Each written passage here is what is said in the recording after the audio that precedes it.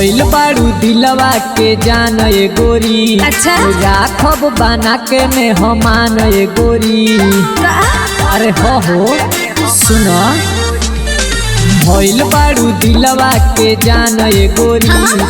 राखब बना के में हमान ए गोरी। अच्छा ना तो ले जाइब तोहरा के गोदी उठा के।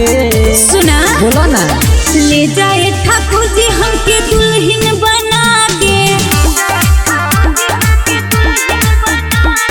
तोहरे ला कुंवार बनी ले जा भगा के। I like it.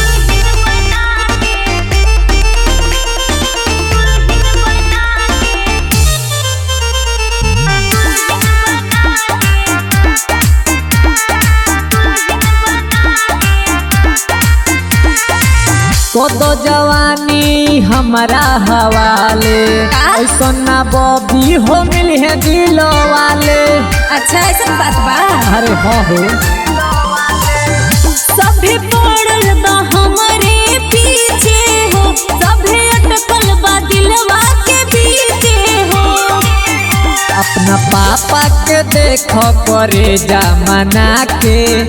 अरे सुना ना ले जाए ठाकुर जी हमके दुल्हन बना के। तोहरे ला कुंवार बनी ले जा भगा के। I like it.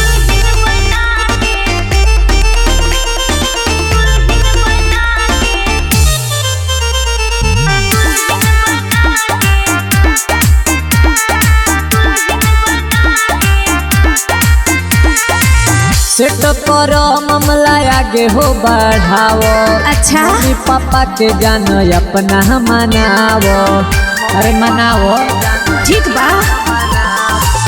Sonu Lalu तू बाड़ा हमरे हो। तोहरे ला हम रहब कुंवारे हो। बुझला कुछ करो उपाय दिमाग लगा के। सुना ना बोलो ना ले जाए